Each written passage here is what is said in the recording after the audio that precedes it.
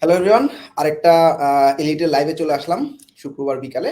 তা আমাদের সাথে আরো দুজন নতুন এলিট মেম্বার আছে, যাদের কাছ থেকে আমরা শুনবো আসলে তারা তাদের জার্নিটা কিভাবে কন্টিনিউ করছে, নতুন অবস্থায় কিভাবে আসলে মার্কেট প্লেসে কাজ করছে এবং মার্কেট প্লেসে তাদের যে অবস্ট্রাকল গুলো ছিল, অবস্ট্রাকল গুলো কেমন ছিল।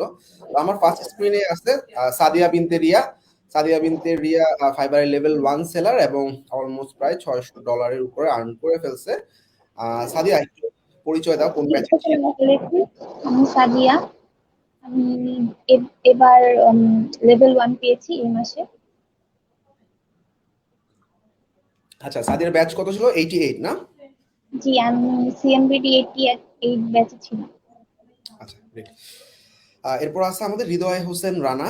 হৃদয় প্রায় 100+ অর্ডার কমপ্লিট করে ফেলছে এবং প্রায় $2000+ আর্নিং করে ফেলছে এবং হৃদয় মোটামুটি মার্কেটে একটা স্টেবল পজিশনে আছে। মোটামুটি একই সময় দুজন নামছে মার্কেটে। হৃদয়, একটু পরিচয়টা দাও এবং কোন ব্যাচে ছিলা? হ্যালো এভরিওয়ান, আসসালামু আলাইকুম। থ্যাঙ্কস মিনাজ ভাইয়াকে এত সুন্দর লাইভে ইনভাইট করার জন্য। আমি সিএমবিডি 88 এ ছিলাম, ফাইবার ক্যাশ 19 এ। আচ্ছা আচ্ছা, এখন এখন আমরা হ্যাঁ হ্যাঁ বলো বলো। ফাইবারে প্রায় লেভেল 2 সেলার সামনের মাসে পাবো আর কি, কমপ্লিট হয়ে গেছে রিকোয়ারমেন্ট। এবং আপওয়ার্কে একটা কোম্পানির সাথে আওয়ারলি কাজ করছি, এই আর কি। আচ্ছা, গ্রেট। আচ্ছা, আপওয়ার্কেও কাজ করতেছো না? আপওয়ার্কে কি অবস্থা? হ্যাঁ। মানে নতুন নামছো নাকি অনেকদিন হয়ে গেছে? না, আপনি যখন অ্যাকাউন্টটা করে দিলেন তার পরের সপ্তাহে প্রথম কাজ পাই ইন্ডিয়ান বাইরে। তো তারপরে আরেকটা পাকিস্তানি বাইরে করার পরে ফাইবারে একটা ক্লায়েন্ট আর কি আমাকে আপওয়ার্কে নিয়ে যায় আর কি। আচ্ছা আচ্ছা মানে এখানে নাকি তার ফিসটা বেশি হয়ে যায়, তো এই জন্য আমাকে ওখানে নিয়ে যায় এবং একটা কোম্পানিতে ওর ওয়েবসাইটটা মেনটেন করার জন্য পার্মানেন্ট হিসেবে রাখছে। আচ্ছা, গ্রেট।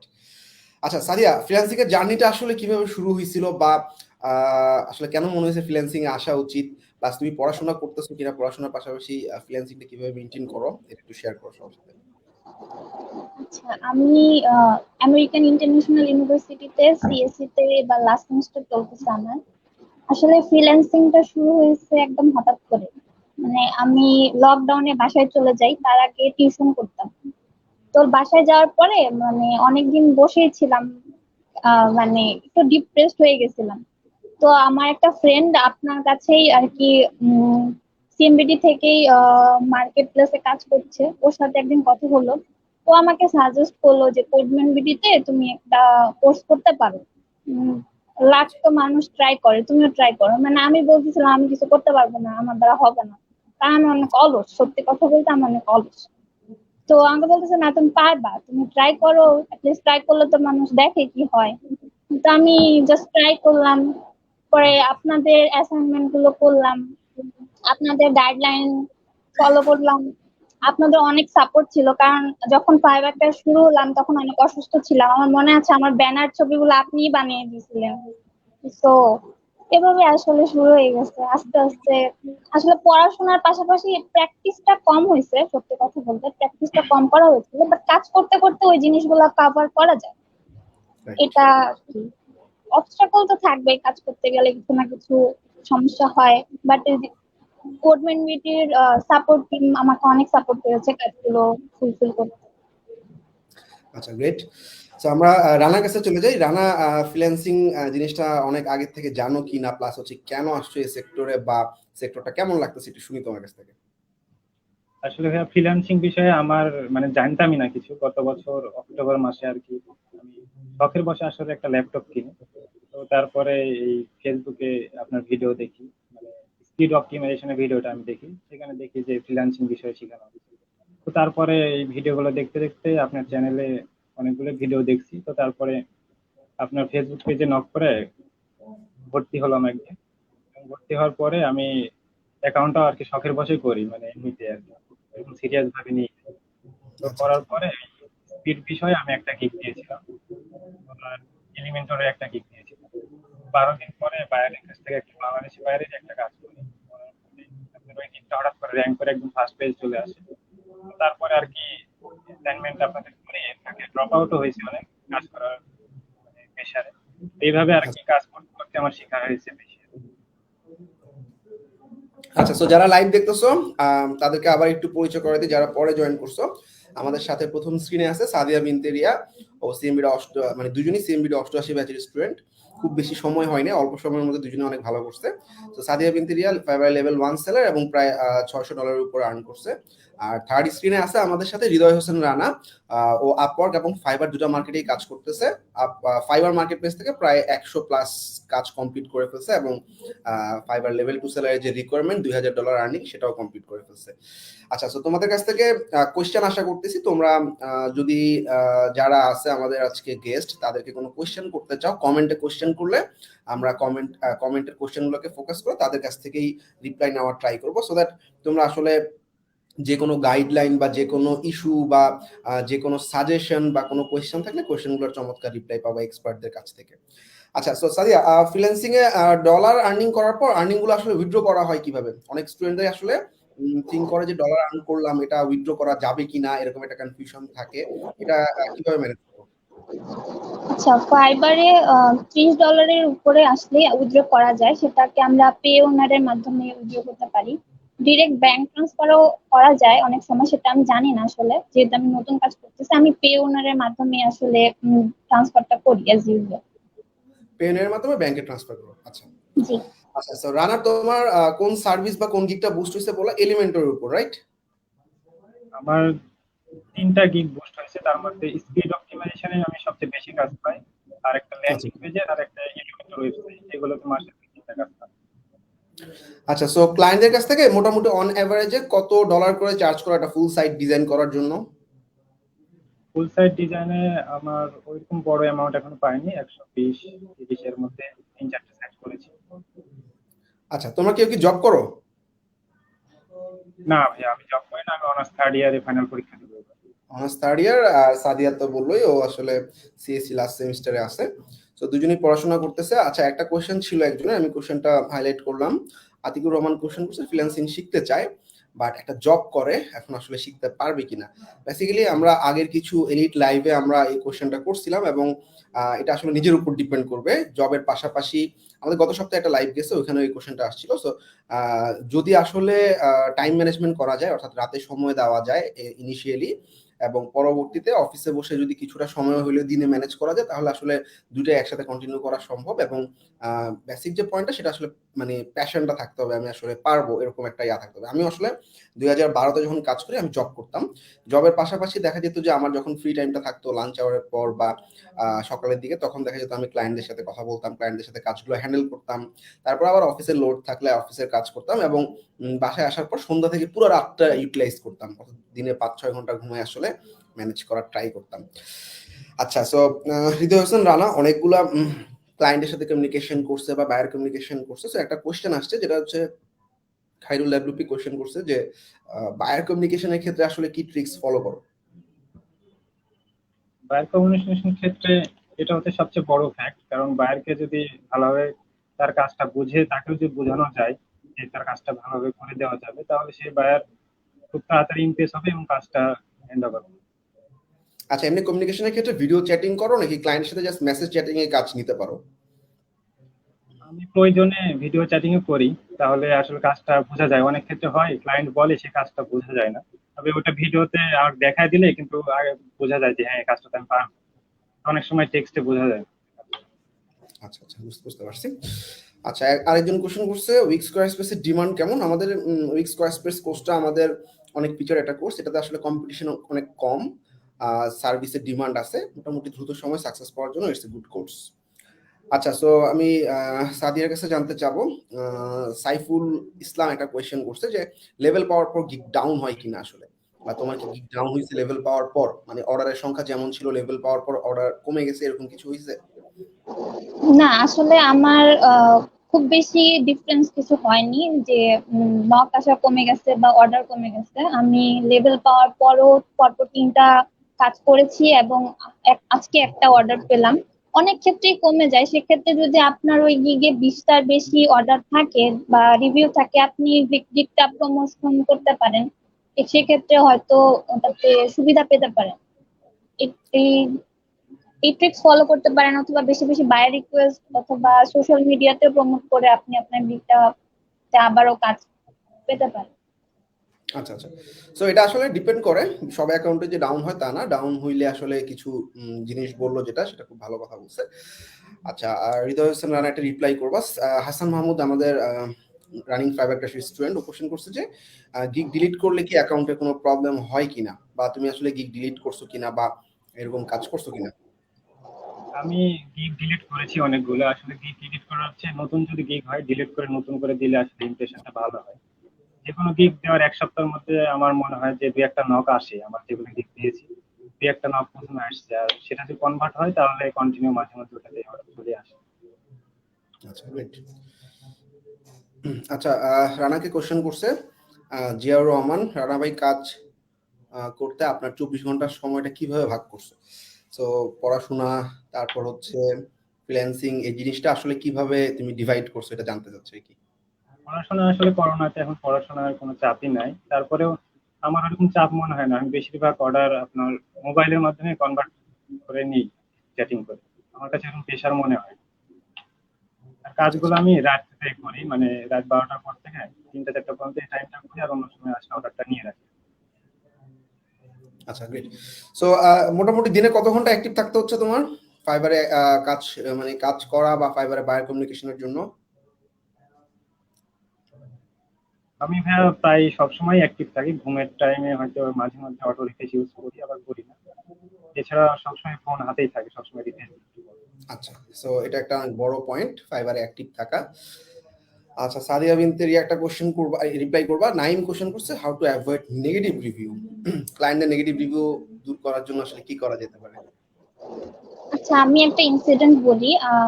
এটা আসলে নেগেটিভ রিভিউ না। একটা বায়ার আমাকে অটো অর্ডার করে দিয়ে গেছিল।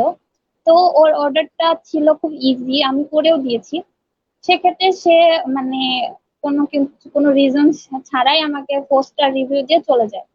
তো এতে করে কি হয় যে আমার গিগের মানে আমার প্রোফাইলের উপর একটা খুবই খারাপ ইমপ্রেশন পড়ে। পরে আমি মানে একটু ফার্স্ট্রেটেড হয়ে গেছিলাম। হয়ে যাওয়ার পরে ভাইয়ের সাথেও কথা বলেছি এই বিষয় নিয়ে যে আসলে ভাইয়া কি করব। তো ভাই আচ্ছা আচ্ছা। আমাকে বললো যেটা যে তুমি বায়ার রিকোয়েস্ট দিতে থাকো, তারপরে তোমার ইনশাল্লাহ কাজ চলে আসবে। তো ওইটা আসার পরে আমি বায়ার রিকোয়েস্ট দেই, দেন সোশ্যাল মিডিয়াতে একটু বেশি টাইম দেই, আমার গিগ গুলোকে প্রমোট করার ট্রাই করি। তারপরে আসলে জিনিসটা কভার হয়ে গেছে। পরপর অনেকগুলো অর্ডার কমপ্লিট করার পরে অটোমেটিক ওই জিনিসটা কভার হয়ে যায়। আর নেগেটিভ পজিটিভ মিলাই তো আসলে লাইফ, হুম তো হুম। ওখানে থাকতেই পারে নেগেটিভ জিনিস। এটা আসলে খুব বেশি এটা নিয়ে বদার হওয়া উচিত না। ফোকাস রেখে সামনে আগায় যাওয়াটাই বেটার। আচ্ছা, খায়রুল আবলুকে একটা কোশ্চেন করছে, ভাইয়া 9 দিন আগে আমি ডেলিভারি দিছি, তারপরে আর কোনো নক পাইনি। আচ্ছা, এখন কি করতে পারি? ওই যে বললো বায়ার রিকোয়েস্ট পাঠাও, প্লাস হচ্ছে গিগগুলোর মার্কেটিং করো। ফাইবারে গিগ র্যাঙ্কটা নিজের হাতে, নিজের হাতে কিছু নাই, ফাইবারের উপর ডিপেন্ড করে। So keep trying. আচ্ছা, আরেকজন কোশ্চেন করছে আতিকুর রহমান, লিড জেনারেশনের প্রেজেন্ট এন্ড ফিউচার ডিমান্ড কেমন? Lead generation of topic question, right? Lead generation আসলে বেসিক্যালি মানে সবসময় থাকবে। ইমেল মার্কেটিং, লিড জেনারেশন, এগুলা মার্কেটিং এর একটা বড় পার্ট। সো এটা আমার মনে হয় ডিমান্ড, আমি 2012 থেকে কাজ করতেছি লিড জেনারেশনে, কখনো কমছে বলে মনে হয় না। It's increasing day by day. ওকে।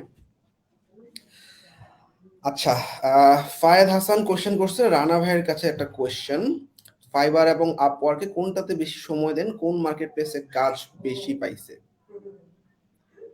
আমি এখন ফাইবারে নিয়ে খুবই ব্যস্ত আছি। ফাইবারে প্রতিদিন 3-4টা নক আসে। তো আপারকে মানে সময় দিতেই পারি না। আপারকে শুধুমাত্র একটা পার্মানেন্ট ক্লায়েন্ট আছে, ওর কাজটাই করে দিই। আর আচ্ছা আচ্ছা। আপওয়ার্কে আমি দেখি, এটা লক্ষ্য করি যে অনেক কাজ পড়ে আছে, কিন্তু আমি বিট করার মতো সময় পাই না। হয়তো বিট করবো বলে রিফ্রেশ দিই, দেখি যে 20-30 জন পাঠিয়ে দিচ্ছে, তখন আর পাঠানোর মতো এনার্জি থাকে না। তো সময় দিলে আপওয়ার্কে অনেক কাজ পাওয়া যাবে। সো এটা একটা ইম্পর্টেন্ট পয়েন্ট, দুটো মার্কেট প্লেস একসাথে কন্টিনিউ করা মোটামুটি টাফ একটা বিষয় একজনের জন্য। সেক্ষেত্রে যদি টিম থাকে অথবা মানে পরিচিত কেউ থাকে যে আসলে ক্লায়েন্ট কমিউনিকেশন ম্যানেজ করবে, যদি একজন থাকে শুধু প্রজেক্ট হ্যান্ডেল করবে, একজন আছে শুধু ডিজাইনিং এর পার্ট করবে, এরকম যদি হয় তাহলে আসলে দুটো মার্কেট প্লেস একসাথে কন্টিনিউ করা যেতে পারে। বাট ফাইবার বা আপওয়ার্ক যে কোনো একটা অ্যাকাউন্ট বুস্ট হলেই যে পরিমাণ কাজ আসবে সেগুলা একা হ্যান্ডেল করা ইজ কোয়াইট টাফ, বা বুঝতে পারছো কি পরিমাণ কাজ আসতে পারে। আচ্ছা, সো এর পরের কোশ্চেনটা করছে জিয়াউর রহমান, ফাইবারে কি 24 ঘন্টা অ্যাক্টিভ কিভাবে থাকবে? অটো রিলোডার ইউজ করে কিনা অলরেডি? হৃদয়ে বলছে ও যখন আসলে ঘুমাইতে যায় অটো রিলোডার ইউজ করে। আচ্ছা সাদিয়া, তোমার ক্ষেত্রে কেমন, বা তুমি কিভাবে আসলে টাইমটা ম্যানেজ করো ফাইবারে? আসলে আমার তো ক্লাস থাকে, তো দেখা যায় যখন আমি ক্লাসে থাকি তখন ফার্স্টের দিকে একটু প্রবলেম হতো যে নক আসছে, আমি হয়তো রিপ্লাই করতে পারি না ইন টাইম, ওই ওই অর্ডারটা আমার হাত থেকে চলে যায়, এরকমও গেছে, অনেক 2-3টা এরকম নক গেছে। বাট এখন যেটা করি আমি যে মোবাইলে সব সময় ফাইবারটা অন রাখি, যে হয়তো আমি ক্লাসে থাকি বা যেখানেই থাকি, নক আসলে যাতে সাথে সাথে রিপ্লাইটা করতে পারি। আর টাইম ম্যানেজমেন্টের ক্ষেত্রে কাজগুলো আমি অনেক সময়, বেশি সময় আমি দিনের বেলা করি, রাতে আমি একটু পড়ালেখাই করি, কারণ আমার একটা লাস্ট সেমিস্টার চলতেছে, থিসিস আছে। তো দেখা যায় যে রাতের বেলা আমি পড়ালেখা করে সকালে অনেক তাড়াতাড়ি ঘুম থেকে উঠে আমি আসলে ফাইবারের কাজগুলো কমপ্লিট করি। আর সকালের দিকে নক আমার বেশি আসে, সকাল 3টা 4টা এই টাইমে আর কি আমার নক বেশি আসে, তো আমি ওই টাইমটুকু জেগে থাকার ট্রাই করি। আর যখন নক আসে আমি আসলে খুব কমই মিস করছি, মানে দেখা যায় যে আমি আলটিমেটলি ওই টাইমটা জেগেই আছি, তো খুব বেশি এটা নিয়ে প্রবলেম হয় না। রিলোডার ইউজ করা লাগে, কারণ হচ্ছে মাঝে মধ্যে যখন ঘুমাই তখন তো রিলোডার না দিলে আমাকে অ্যাক্টিভ দেখাবে না, তো এই জন্য মাঝে মধ্যে ইউজ করি। আচ্ছা গ্রেট। আচ্ছা, যারা নতুন কোর্স করতেছে আপওয়ার্ক অ্যাকাউন্ট খুলে রাখলে কেমন হয়? 5-6 মাস পর কাজ করতে গেলে কানেক্ট গুলো জমা হলো, ব্যাপারটা এরকম না। ব্যাপারটা হচ্ছে আপওয়ার্ক একটা অ্যাকাউন্ট খোলার পর ইনিশিয়ালি অনেকগুলো কাজে অ্যাপ্লাই করতে হবে এবং কাজগুলো রিপ্লাই যদি আসে কাজগুলো করতে হবে। তো অ্যাকাউন্টে ইনঅ্যাক্টিভনেস কিন্তু একটা অ্যাকাউন্টের জন্য অনেক হার্মফুল একটা ব্যাপার।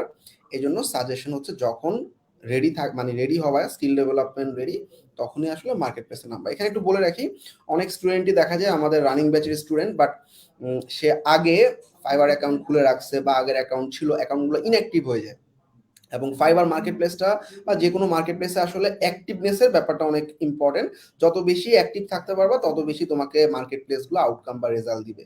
এই জন্য তখনই আসলে অ্যাকাউন্ট খোলা উচিত যখন আমার পুরো স্কিলটা ডেভেলপ হইলো, আমি এখন রেডি কাজ করার জন্য, আমার হাতে এনাফ পরিমাণ সময় আছে মার্কেট প্লেসে দেওয়ার মতো, তখনই অ্যাকাউন্টগুলো খোলা উচিত। দেখবা আমরা ফাইবার ক্র্যাশের স্টুডেন্টদেরকে নতুন করে অ্যাকাউন্ট খুলাই, যাদের অনেক পুরাতন অ্যাকাউন্ট বা ইনঅ্যাক্টিভ অ্যাকাউন্ট, তখন দেখা যায় যে নতুন করে অ্যাকাউন্ট খোলা লাগে। এই জন্য আগে অ্যাকাউন্ট না খোলাটা সাজেস্টেড।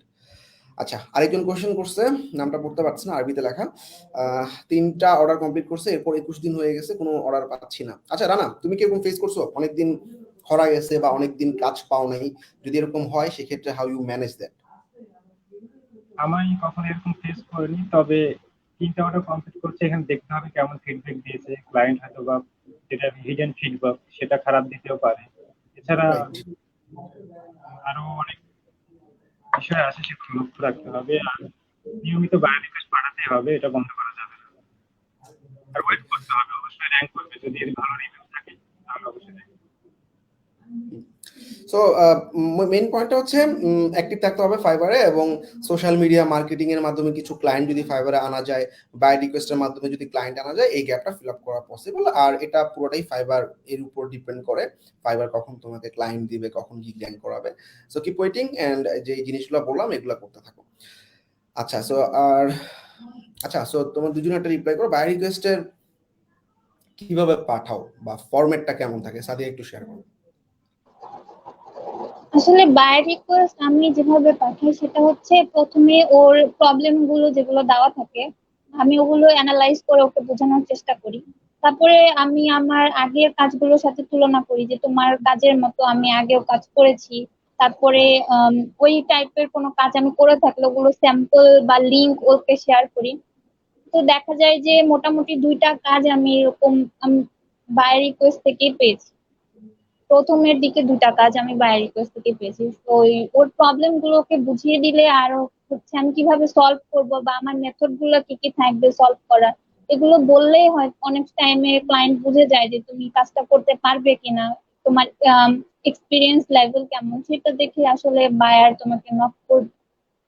আমার কাছে এটাই মনে হয়। ভাই, আমি একটা বিষয় শেয়ার করতে চাই যেটা নতুনদের জন্য মনে হয় অনেক ভালো হবে। আমি ফার্স্টে যেভাবে কাজ পাইছিলাম, আপনার বায়ার রিকোয়েস্টে যে বায়ার গুলো থাকে, তো তাদের নামটা আমি আর কি গুগল করি। তো তারপরে আমি অনেক সোশ্যাল মিডিয়া লিঙ্ক পাই তাদের, তো সেখানে সরাসরি নক করে আমি অনেক কাজ পাই আর কি।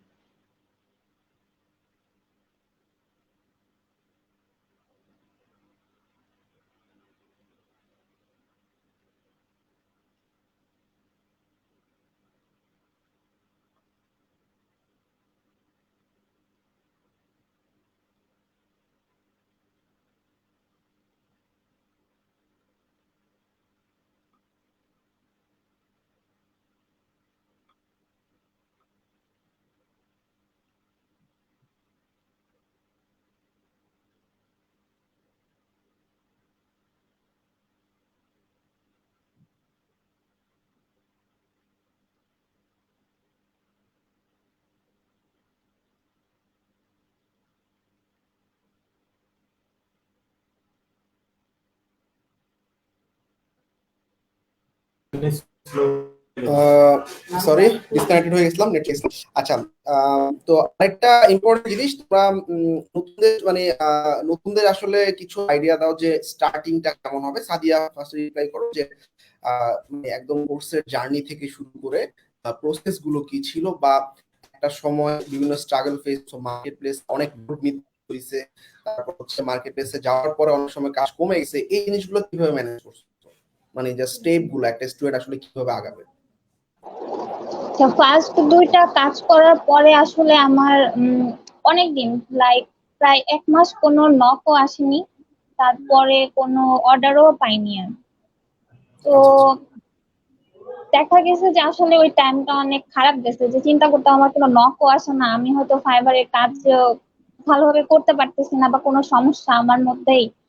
তো আমি আমার যে ফ্রেন্ড গুলো আছে ওদের সাথে আসলে কমিউনিকেট করার ট্রাই করি যে আমি কিভাবে কাজ করলে আমার ভালো হবে। তো সবাই আমাকে সাজেস্ট যেটা করে যে তুমি তোমার ফাইবার অ্যাকাউন্ট বুস্ট করো, তুমি গিগ প্রমোট করো, বায়ার রিকোয়েস্ট পাঠাও, তাতে হয়তো তোমার কাজ হতে পারে। তো এইভাবে কাজ করতে করতে 15 বা 20 দিন পরে আমি আসলে নক পাই একটা কাজের। তো ওই নক পাওয়ার পর থেকে আসলে আমার কাজের বুস্ট আপ হয়েছে। ওর পর পর 10-12টা কাজ আমি করেছি, এবং ওর সাথে আমার একটা পার্মানেন্ট ডিলও হয়েছে যে ওর ওয়েবসাইটে যতগুলো কাজ থাকবে আমি করব। ওর ওখানে ওয়েব ডেভেলপার হিসেবেও ওরা আমাকে অ্যাপয়েন্ট করেছে। তো এভাবে আসলে কাজ করে করে যাচ্ছি। আমার কাছে মনে হয় যে আসলে কাজ না পেয়ে ডিপ্রেসড হয়ে না থেকে বায়ার রিকোয়েস্ট পাঠানো উচিত। দেন হচ্ছে নিজেকে মানে নিজের প্রোফাইলটাকে যত বেশি হাইলাইট করা যায়, যে কোনো জায়গায়, ফেসবুক হোক, লিঙ্কডইন হোক, টুইটার হোক, সব জায়গায় আসলে হাইলাইট করে নিজের কাজগুলোকে হাইলাইট করে তারপরেই আসলে প্রমোট করা উচিত। আচ্ছা আচ্ছা। Great. আচ্ছা, আরেকজন কোশ্চেন করছে, প্রমোশন চালু করার পর 10টা ক্লিক হয়, উম, একটা মাত্র নক আসে, তাই ফাইবার প্রমোশন অফ করে দিছে। আচ্ছা, অ্যাকচুয়ালি ফাইবার প্রমোশন অফ করলে তোমার গিগের র্যাঙ্ক হারাবে, ব্যাপারটা এরকম না। প্রমোশনের মাধ্যমে তোমাকে হয়তো একটু আগের দিকে দেখাবে এবং কিছু ক্লিক এনে দিবে। আর ক্লিকের পর ফাইবারে কিন্তু মানে আর কোনো কাজ থাকে না। তো তোমার গিগে ক্লিক করার পর ক্লায়েন্ট যদি তোমাকে অর্ডার না করে, এটা ফাইবারের কোনো দোষ না, ক্লিক তো এনে দিছে, তাই না? হয়তো তোমার গিগে কিছু প্রবলেম ছিল, বা পছন্দ হয় নাই, বা ক্লায়েন্ট যেটা চাইছে সেটা হয় নাই। সেক্ষেত্রে সাজেশন হচ্ছে প্রমোশনের প্রাইসটা, ধরো $2 একটা প্রমোশন করছো পার ডে, সেটাকে $5 বা $10 করে প্রমোশনটা একটু বাড়ায় দেখতে পারো, কাজ হবে আই হোপ। আচ্ছা, সো হাস আমাদের হৃদয় একটু রিপ্লাই করবা যে হার্ড বায়ার দেখে কিভাবে ম্যানেজ করে, একটা মজার কোয়েশ্চেন। সো অনেক সময় কিছু বায়ার থাকে আসলে তারা বিয়ন্ড এক্সপেকটেশনস অনেক কিছু চায়, বা যা চাইছে সেটার বাইরে অনেক কাজ করায়। সো এগুলা আসলে কিভাবে হ্যান্ডেল করো, বা মানে টেকনিক্যালি হ্যান্ডেল করো নাকি করে দাও?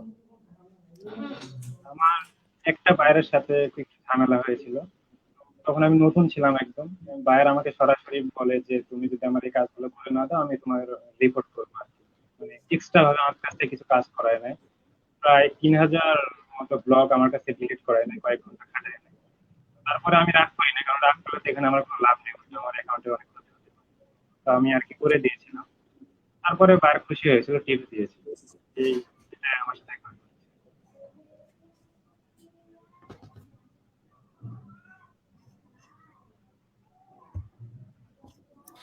আচ্ছা, একজন কোশ্চেন করছে যে ওয়েবসাইট নিয়ে গিগ আছে, মার্কেটিং এর উপর করতে পারবা, কোনো সমস্যা নেই। ডিজিটাল মার্কেটিং, তারপরে programming and tech, different category হইলেও করতে পারবা, কাছাকাছি ক্যাটাগরি, সমস্যা নেই। বাট একটা ক্যাটাগরি রাখতে পারলে বেটার। আচ্ছা, আতিকা ইসলাম তোমার কোশ্চেন করছে, ফাইবারে নামার পর বাকি অ্যাকাউন্ট যেমন লিঙ্কডইন, টুইটার, এগুলো কেমন টাইম দিতে হয়? আচ্ছা, এটা আমরা ফাইবার ক্র্যাশের মধ্যে তোমাদেরকে দেখাবো, যেহেতু তুমি রানিং ব্যাচের স্টুডেন্ট।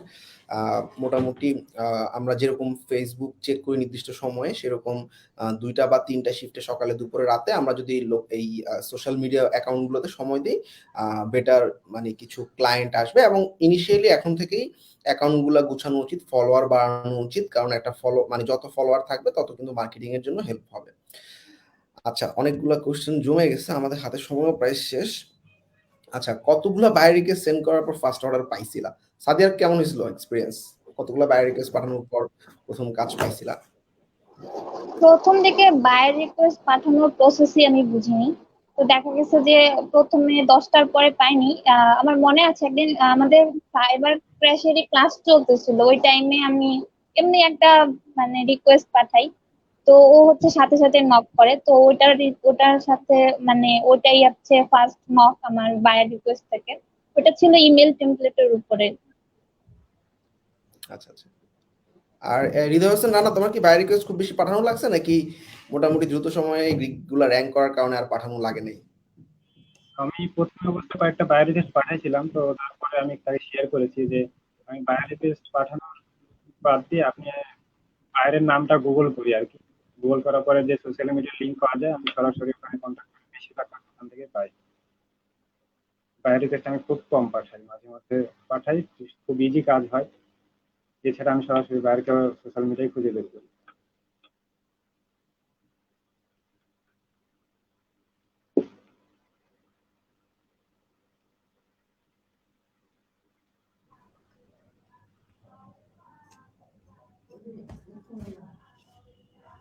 আচ্ছা, এবার একটা পচা বায়ারের গল্প শুনি। তোমাদের আসলে অনেক বায়ার ফেস করছো, সো স্ট্রাগল ফেস করছো অনেক বায়ারের সাথে কাজ করার জন্য, এরকম কিছু স্ট্রাগলের গল্প শুনি। সাদিয়া ফার্স্টে শেয়ার করো। কিছুদিন আগে আমাকে একজন ইউকের ক্লায়েন্ট, তার হচ্ছে পেইন্টিং এর উপরে একটা ওয়েবসাইট আছে, তো সে আমাকে কিছু টেমপ্লেট শেয়ার আচ্ছা করার পরে বলে জিনিসটা হচ্ছে তুমি করো অন্য আরেকটা তার কম্পিটিটর ওয়েবসাইটের মতো। তো আমাকে বলে যে আপনি এটা করেন, বাট ওর মেইলচিম্প অ্যাকাউন্টটা ছিল একদম মানে ফ্রি অ্যাকাউন্ট, তো ওখানে খুব বেশি ফাংশনালিটি ছিল না। তো সে আমাকে বলতেছে না আমার এরকমই লাগবে। তো সে প্রথমে আমাকে যদি বলতো যে তার মানে টেমপ্লেট গুলো এরকম, তাহলে হয়তো আমি তার থেকে কাজটাও নিতাম না। প্রথমে সে আমাকে বলতেছে যে আমার কোনো ডেমো নাই, তুমি হচ্ছে তো আমার মতো করো। বলার পরে সে আমাকে হচ্ছে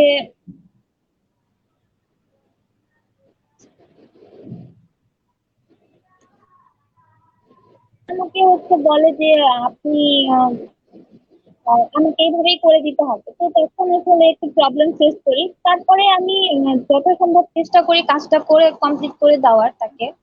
কারণ কারণ হচ্ছে দেখা যাবে যে এই কাজটা করতে না পারলে আমারই আসলে প্রবলেম হবে অ্যাকাউন্টে।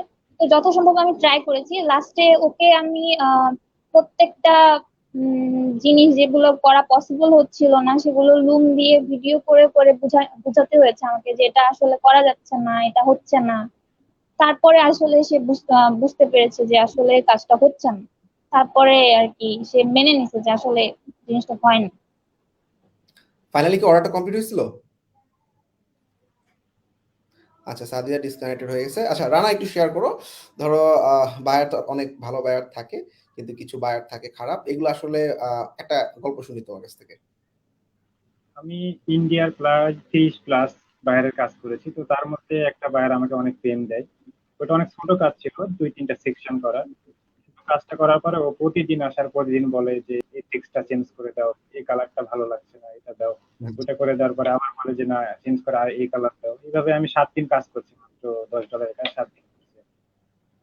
তবে বেশিরভাগই আমি ভালো ক্লায়েন্ট পেয়েছি, ইন্ডিয়ান কয়েকটা ক্লায়েন্ট পেয়েছি, ওদের কাজ আমি করি নাই, অর্ডার করছি, কিন্তু আমি বলছি এটা তো করা সম্ভব হচ্ছে না। তো তারা আমাকে এমনিতে ডেলিভারি দিতে বলে, আমি ভালো ডেলিভারি দিয়ে গেছি। আচ্ছা আচ্ছা। আর আরেকজন একটা কোশ্চেন করছে যে বায়ারের সাথে নেগোসিয়েশনটা কেমন হয়? নেগোসিয়েশন বলতে আসলে ক্লায়েন্ট কমিউনিকেশনের কথা বলতেছে। তো এই কমিউনিকেশনের কিছু ট্রিক্স যদি শেয়ার করতাম। সাইফুল ইসলাম কোশ্চেন করছে। ক্লায়েন্টের সাথে কমিউনিকেশন এটা অনেক বড় ফ্যাক্ট, এটা এর আগে একবার বললাম। কমিউনিকেশন করতে পারলে $5 কাজ $500 নেওয়া সরি যায়। ভাই, আসলে আমার নেট চলে গেছিল। হ্যাঁ, ইটস ওকে, কানেক্টেড হয়ে গেছো। আমরা রানার কাছ থেকে শুনতেছিলাম। আমি যখন ক্লায়েন্টকে একটা কাজ বোঝাই যে দেখো তোমার কাজটা এরকম এরকম ভাবে করতে হবে, একটু কঠিন বা একটু ডিফিকাল্ট আর কি, তখন ক্লায়েন্ট আর কি $10 কাজ $50 দিয়ে দেয় খুশি। তো ক্লায়েন্টকে বোঝাতে হবে, এবং কমিউনিকেশনটা অনেক ইম্পর্টেন্ট বিষয়, সবচেয়ে ইম্পর্টেন্ট কমিউনিকেশন। আচ্ছা, আর সাদিয়া একটু শেয়ার করো, নেগোসিয়েশনটা কেমন থাকে তোমার, বা একটা ক্লায়েন্ট যখন একটা কাজ চায়, একটু কমা যায়, কাজটা আসলে কিভাবে স্টার্ট করো, মানে কমিউনিকেশনের স্টার্টিংটা কেমন থাকে, বা কাজটা নেওয়ার আগ পর্যন্ত কি কি জিনিস শেয়ার করো বা কি কি কথাবার্তা বলো? আচ্ছা, আমি হচ্ছে প্রথমে ওকে জিজ্ঞাসা করি যে ওর কাজটা কি ইমিডিয়েট দরকার কিনা। যদি ইমিডিয়েট দরকার থাকে তাহলে আমি বলি যে তোমার কাজটা শুরু করতে হলে তো তোমাকে কাস্টমার অফার বা কাস্টম অফার পাঠাতে হবে। সেক্ষেত্রে তোমার বাজেটটা কিরকম হবে কাজের জন্য। তো তখন অনেকে আছে যে বলে যে তার বাজেট কিরকম হয়, আবার অনেকে আছে আমাকে জিজ্ঞাসা করে যে তুমি কি নিবে, কি পরিমাণ তুমি চার্জ করো। তো আমি ওকে বলি যে নর্মালি আমি অন্যান্য কাজ করতে গেলে এরকম চার্জ করি, আহ, তুমি যেরকম দিবা আমি তোমার বাজেটকে রেসপেক্ট করবো। তো অনেক সময় অনেকে হচ্ছে আমি যত চাই তার থেকে অনেক বেশি অফার করে আমাকে। আবার অনেকে আছে যে তাদের আর কি বাজেট কম থাকে। তো সেক্ষেত্রে যার যেরকম বাজেট থাকে ওই হিসেবে কাজের ডিফিকাল্টি লেভেলের উপর করে মানে ডিপেন্ড করে আসলে কাজগুলো নেওয়া হয়। মানে আমি ডিরেক্টলি আচ্ছা, বাজেটের কথা ভাবে জিজ্ঞাসা করি না, প্রথমে আগে কাজটা বুঝতে বুঝি তারপরে ওকে বোঝানোর ট্রাই করি আর কি। তো ইনিশিয়াল অবস্থায় আসলে বাজেট যাই হোক, কাজগুলো নিয়ে অ্যাকাউন্টে যদি কিছু রিভিউ পুশ করা যায় বা রিভিউ নেওয়া যায়, তাহলে আসলে পরবর্তীতে দ্রুত অ্যাকাউন্টটা বুস্ট হয়। This is good technique. আচ্ছা, একজন কোশ্চেন করছে যে নিশাত তামান্না আমাদের রানিং ব্যাচের স্টুডেন্ট, কাজ থেকে কিছুদিন ব্রেক নিয়ে কাজ পাওয়ার পসিবিলিটি কি আগের মতো থাকে কিনা? তো রানা, তোমার কি মনে হয়? মানে ভাইয়া ধরো আমি এক সপ্তাহের কাজ থেকে ব্রেক নিই নাই, তো এরকম ঘটনা আমার সাথে ঘটেনি। আর অবশ্যই ব্রেক নিলে আমি যেগুলো ফাইবার বাংলাদেশ বা বিভিন্ন পোস্ট করেছি আর কি, ব্লগ করেছি, অ্যাকাউন্ট র্যাঙ্ক এটা হারাবে, এটা স্বাভাবিক বিষয়। রাইট। সো সামাইটা হচ্ছে যে ব্রেক নেওয়া যাবে না। So, আমার ক্ষেত্রে এরকম হয়েছে, কক্সবাজার ঘুরতে গেছি 2016-17 ঘটনা। কক্সবাজার ঘুরতে গেছি, তখন দেখা গেছে আমি ইনানি বিচে যাচ্ছি, আর তারপর হচ্ছে তোমার ওই যে কি বলে চাঁদের গাড়িগুলোতে ক্লায়েন্টের সাথে কমিউনিকেশন করতেছি। হয়তো কাজটা ক্লায়েন্টকে এভাবে বলছি যে কাজটা আমি এখন করতে পারছি না, আমি একটু ট্যুরে আছি, কিন্তু একদমই ক্লায়েন্ট কমিউনিকেশন সহ অফ করে দিয়ে একদম ব্ল্যাক আউট হয়ে গেলে অ্যাকাউন্টগুলো ডাউন হবে, এবং গিগের র্যাঙ্কগুলো হারাইলে পরে আর ব্যাক করা খুবই টাফ। আচ্ছা, আরেকটা কোশ্চেন আসছে রাকিব রাজন, লিঙ্কডইনে জবে অ্যাপ্লাই করার অভিজ্ঞতা শেয়ার। আচ্ছা, সো লিঙ্কডইনে জব অ্যাপ্লাইয়ের উপর আমার চ্যানেলে কিছু ভিডিও আছে, লিঙ্কডইন লিখে সার্চ করলে আমার চ্যানেলে কিছু ভিডিও দেখলে আইডিয়া পেয়ে যাবে। আচ্ছা, সো আর শিপন ইসলাম কোশ্চেন করছে বাইরের সাথে কথা বলতে ইংলিশটা কেমন জানা দরকার। কি মনে হয় সাদিয়া, ইংলিশ কেমন জানা দরকার? অনেক এক্সপার্ট হওয়া দরকার? ভিডিও কলিং তো আমাদের সবসময় হচ্ছে না, আমরা তো মেসেজ কনভার্সন বা মেসেজে আমরা যেভাবে চ্যাটিং করি সেভাবে আসলে আমাদের 70-80% ক্লায়েন্ট কনভার্ট হয়ে যাচ্ছে। So what you think actually? আসলে এশিয়ান ক্লায়েন্ট যারা আছে ওদের ইংলিশ কমিউনিকেশন স্কিল খুব বেশি ভালো থাকে না, তো ওদের সাথে খুব বেশি ভালো ইংলিশ না পারলেও চলে। বাট এশিয়ার বাইরের কান্ট্রি গুলো যেমন ইউএস, ইউকে, অস্ট্রেলিয়া এসব কান্ট্রির বাইরের সাথে কাজ করতে গেলে মোটামুটি লেভেলের ইংলিশ জানতে হবে, আদারওয়াইজ আসলে কাজও বুঝতেও পারা যাবে না, আর ওদেরকে আপনি কাজটা কিভাবে করবেন এক্সপ্লেনও করতে পারবেন না। তো আমার কাছে মনে হয় যে যে কোনো মার্কেট প্লেসে কাজ করতে গেলে ইংলিশটা মোটামুটি জানা উচিত। আচ্ছা, দুজনকে একটা কমন কোশ্চেন করছে নিলয়, সিমরিতে আসছো কিভাবে রানা? টিম বেড়িতে আসছি ভাইয়া আপনার ভিডিও দেখে, তারপরে ফেসবুক পেজের মাধ্যমে। আচ্ছা, তো ইউটিউবের মাধ্যমে ভিডিও দেখে আসছে। সাদিয়া? আমার একটা ফ্রেন্ড আপনার কাছে কোর্স করেছিল, ওর কাছ থেকে আসলে জেনে এসেছি। আচ্ছা, great. ঠিক আছে। সাজিদ কোশ্চেন করছে বায়ারকে একটা ভালো রিভিউ দেওয়ার জন্য কিভাবে ম্যানেজ করা যায়। এটা কিভাবে ম্যানেজ করো? রানা একটু বলো যে একটা ক্লায়েন্টের কাছে তুমি রিভিউটা চেয়ে নাও নাকি আসলে? হ্যাঁ, বলো। ক্লায়েন্ট আর কি যত স্যাটিসফাইড হয় না ততক্ষণ আমি ডেলিভারি দিই না ক্লায়েন্টকে। ক্লায়েন্টকে বলি যে তুমি কি 100% স্যাটিসফাইড, তাহলে আমি ডেলিভারি দিই। কিন্তু সরাসরি অনেক ক্লায়েন্ট অফার করে স্যাটিসফাইড না হলে আমি রিফান্ড কনফার্ম হওয়ার পরে ডেলিভারি দিই। আমি এ পর্যন্ত 92 রিভিউ পাইছি, একটা ব্যাড রিভিউ পাইনি সব 5 স্টার। আচ্ছা, সো ব্যাপারটা হচ্ছে আমি ক্লায়েন্ট যতক্ষণ না স্যাটিসফাইড হয় ততক্ষণ পর্যন্ত আমি কাজটা ডেলিভারি দিচ্ছি না, তাই না? সো ডেলিভারি মানে ক্লায়েন্ট যখন সবকিছু পারফেক্ট করলো তখনই আমি ডেলিভার করতেছি, তখন ডেলিভার করলে ক্লায়েন্ট দেখা যাবে ভালো রিভিউ অবশ্যই দিবে। সেক্ষেত্রে যদি মনে হয় যে রিভিউ দিবে না, সেক্ষেত্রে তুমি ইনবক্সে একটু ট্রিকিলি বলতে পারো তুমি যদি আমার কাজটা পছন্দ করো, আমার কাজের একটা উপযুক্ত মর্যাদা দিও, তাইলে আসলে বোঝানো যায় যে ক্লায়েন্টকে আমি রিভিউটা ভালো দেওয়ার জন্য বলতেছি। এছাড়াও ক্লায়েন্টের কিন্তু ফাইবারে দুইটা রিভিউ থাকে, একটা পাবলিক রিভিউ, একটা প্রাইভেট রিভিউ। সো পাবলিক রিভিউটা সাথে সাথে দেওয়ার পরে আমাদের একদিন পরে একটা প্রাইভেট রিভিউ যায় ক্লায়েন্টের কাছে। So that is important actually. আচ্ছা, লাস্ট কোশ্চেন, সাদিয়া আপু কিনে কাজ করতেছো? আমি কাজ করতেছি বলতে ফাইবারে আমার সবচেয়ে বেশি নক আসে মেল চিম্পে, দেন হচ্ছে ই-কমার্স ওয়েবসাইট যেটা ওটাতে, ওই দুটাতেই মোটামুটি আমার কাজ আসে। আচ্ছা, তোমাদের লাইভের চ্যাটে দুইটা লিংক দেওয়া হয়েছে। আমি একটা লিংকে আমি স্ক্রিনে নিয়ে আসছি, codebenview.com/review। আমি একটু শেয়ার করে দেখাচ্ছি। বেসিক্যালি আমাদের যে এলিটের লাইভ গুলো হয় বা এলিট যারা স্টুডেন্ট আছে তাদের একটা পেজ আর কি। এখানে আমরা চেষ্টা করছি যে ভিডিওগুলো আমরা করতে পারছি তাদের সাথে। অনেক বিজি থাকে আমাদের, প্রায় 900 থেকে 950 level 1 level 2 top rate seller আছে। তো তাদের সবাইকে দিয়ে আসা খুবই টাফ। তারপরেও দেখো এখানে আমরা কিছু ইন্ডিভিজুয়াল ফ্রিল্যান্সারদেরকে নিয়ে আসছি, এবং এই যে এলিটের লাইভ আড্ডাগুলো হচ্ছে, এই আড্ডাগুলোর ভিডিওগুলো আমরা প্রতিদিনই আমাদের ওয়েবসাইটে অ্যাড করতেছি, codebenview.com/review। তোমরা আগের যে এলিট যারা আসছে তাদের লাইভ ভিডিওগুলো থেকে অনেক কিছু শিখতে পারো। আরেকটা লিংক আছে codebenview.com/success stories। তো এই সাকসেস স্টোরিজ লিংকটাতে আমাদের যারা টপ রেটেড স্টুডেন্ট, তারপরে যারা লেভেল 2 স্টুডেন্ট, আমাদের লেভেল 1 সেলার যারা, এদের সবার প্রোফাইল শোকেস করা আছে। সো হিউজ পরিমাণ ফ্রিল্যান্সার মার্কেট প্লেসে কাজ করতেছে। আমাদের ডিমোটিভেট হওয়ার কিছু নেই। যারা মার্কেটে নতুন তারা ট্রাই করে যাও। আমার এখনো মনে আছে অনেক স্টুডেন্ট যারা আছে মার্কেট প্লেসে কাজ 2 মাস 2.5 মাস পরে প্রথম কাজ পাইছে, তারা এখন অনেক ভালো অবস্থায় আছে। কিন্তু আমাদের নতুনদের মধ্যে একটা প্রবণতা দেখা যায় খুব দ্রুত হাল ছেড়ে দেওয়া। এটা করা যাবে না। তো সবাই চেষ্টা করবা লেগে থাকার। তো আমরা একদম শেষ পর্যায়ে চলে আসছি, বিদায় নিয়ে নিব। থ্যাংক ইউ দুজন, অনেক ইম্পর্টেন্ট সময়, কারণ মার্কেট প্লেসে তোমরা কাজ করতেছো, অনেক ক্লায়েন্ট থাকে, কমিউনিকেশন তারপর আমাদেরকে ইম্পর্টেন্ট 45 মিনিট সময় দিছো, এটার জন্য আমরা অনেক খুশি। রানা, বিদায় নিয়ে নাও, আমরা লাইভটা শেষ করব। আচ্ছা সাদিয়া, বিদায় নিয়ে নাও।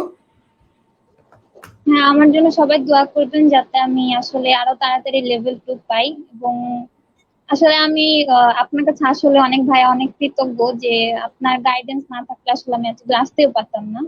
তো থ্যাংক ইউ। আর সবাই আমার জন্য দোয়া করবেন। আসসালামু আলাইকুম।